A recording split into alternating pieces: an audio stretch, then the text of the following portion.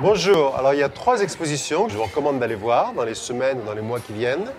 La première, c'est celle d'un photographe tchèque au centre Pompidou, au 4e étage, dans le musée. Il s'appelle Miroslav Tichy et il a 82 ans. Sa première exposition date seulement de 2004, donc c'est vraiment une découverte tardive. Et c'est un photographe tout à fait particulier. Ce sont des photos qui sont très belles, des photos de rêve, des photos de femmes qu'il suit dans la rue, prend plus ou moins la dérobée dans les rues de ces petites villes. Et il y a tout un mythe autour de Tichy, l'artiste en retrait par rapport au monde, l'artiste qui fabrique ses propres appareils photo, l'artiste qui refuse le système artistique en quelque sorte. Et c'est vraiment de très belles photos. Les 2 autres expositions, des expositions assez différentes de celle-ci, beaucoup plus minimales, beaucoup plus conceptuelles.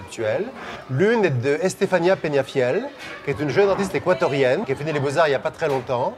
C'est à la galerie Paul Frêche, rue André Barsac, dans le 18e. C'est une artiste qui monte, qui a de plus en plus de succès, de plus en plus d'expositions.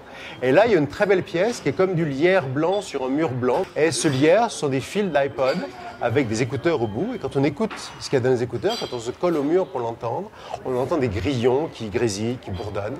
Le grillon, l'animal qu'on ne voit jamais, qu'on entend mais qu'on ne voit pas. Donc c'est une pièce qui est pleine de beauté poétique et grave à la fois.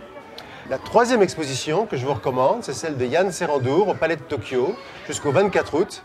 Et c'est dans une pièce qui est un cube blanc, à l'intérieur de laquelle il y a un cube blanc.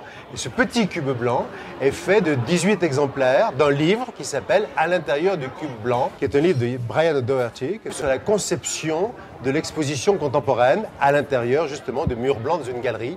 Donc c'est fait avec pas mal d'humour, pas mal d'ironie sur la scène artistique, sur l'institution artistique. Et pendant que vous êtes au Palais de Tokyo, je vous recommande d'aller aussi voir l'installation de Christophe Buchel qui s'appelle Dump, qui est une installation absolument gigantesque. Simplement, comme on admet que 2 personnes à la fois, allez-y à midi et inscrivez-vous très vite pour la voir dans l'après-midi. Je vous remercie.